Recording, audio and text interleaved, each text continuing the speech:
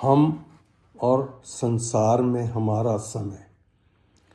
हम संसार में आते हैं एक निर्धारित समय पर।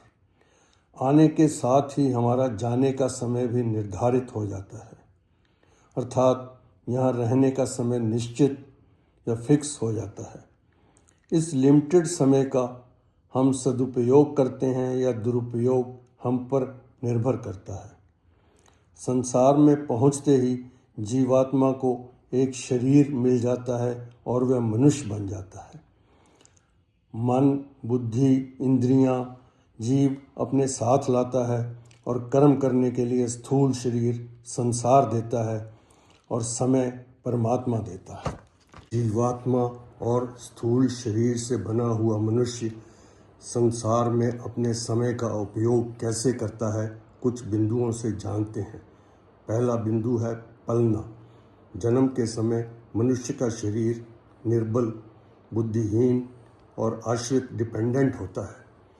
इसके सामर्थ्यवान कैपेबल बनने में काफ़ी समय लगता है। इसको पल कर बड़ा होना कहते हैं। आध्यात्मिक तौर पर देखें तो यह समय व्यर्थ ही जाता है, पर इस समय में मनुष्य आजीविका के लिए योग्यताएं ग्रहण करता है और कला कौशल सीखता है।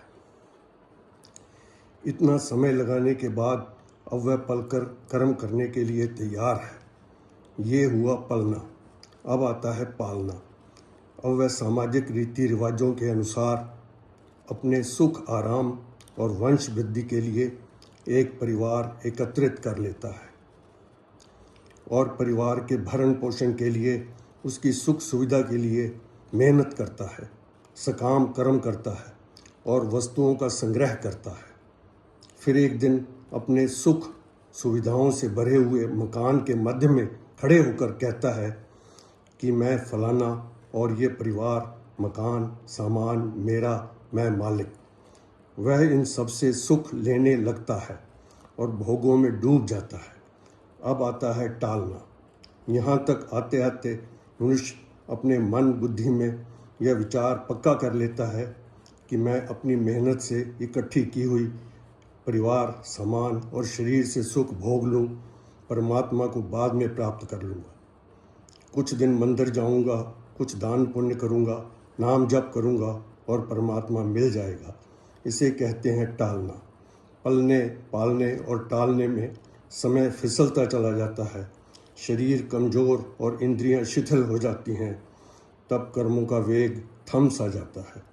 फिर मनुष्य को परमात्मा की और अपने कल्याण की बात याद आती है, पर तब तक मनुष्य अपने जीवात्मा पर ढेर सारे सकाम कर्मों का बोझ लाद चुका होता है। पलने, पालने और टालने का यह मार्ग जीवन को व्यर्थ कर देता है। तभी घोषणा होती है, समय समाप्त और पर्दा गिर जाता है।